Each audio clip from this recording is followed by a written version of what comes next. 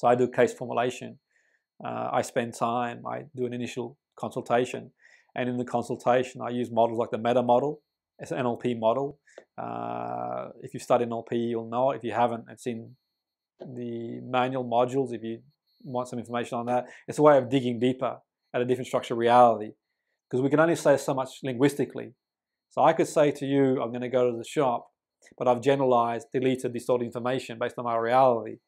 And someone could tell you got a problem, because if I told you every blade of grass I walked over, every ingredient I bought at the shop, it'd take me 10 years to explain just gone. So for simplicity, we generalize really well. Generalizing is a good thing to a point, because every day I generalize I can drive, you generalize you can do what you do professionally, so does everybody else. If we didn't generalize, you'd be like that film 50 First Dates, where every morning she's got to see a video.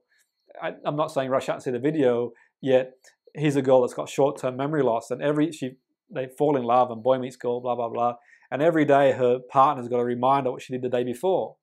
Got to remind her what love is, what processes she does. And if you didn't generalize, you'd have to learn to make a cup of tea every day, and everything that you do that you learn. So that's great to a point, but generalization is also not a good thing either, where we generalize certain habitual behaviors.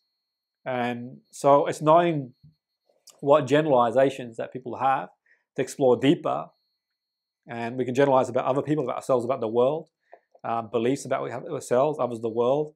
There's fact opinion. If I measure this room and get a tape measure and it's 3 meters, that's as close as fact can be. If I say it's a long way, some people might say, no, it's not a long way. Some people might say it is a long way, depending on their medical condition, how they feel. So I can use models like the meta model to peel away at their reality, what their reality is, whatever that might be. And I can then sort of guide them to where they want to go from a goal point of view, yeah.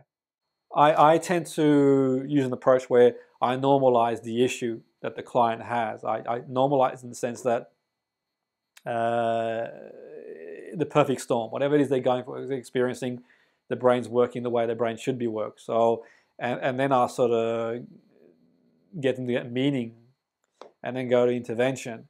That's not the way everybody works. And also what I would do is I keep things content-free in certain situations. NLP can be content-free. Yet for me, because I use other modalities, content is useful for me sometimes too, to use depending on which modality I switch on to help the person go forward. So for me, it's about going to states, myself as well, going to a place where I'm most resourceful to help the person. If a teacher says to their students, be motivated in an unmotivated tone, the kids are hardly going to be motivated. So they've got to go to motivation first. So the therapist and coach got to go to that place first. Go to confidence first if you're doing an NLP anchoring technique. Go to calm if you're doing a relaxation strategy, but also be experiential, because we learn through lived experiences. And part of the belief that people have is through experience. So we've got to create experiences, and didactic has its place. Didactic is useful to a point, but if things work didactically, we'd have a manual, and that manual will solve all the problems in the world. So we know some of the issues exist in the part of the brain, in the limbic system. And one of the ways to fabricate change is to create lived experiences for people, even outside the intervention room. That could be through post-hypnotic suggestion. It could be giving the client an experience to do.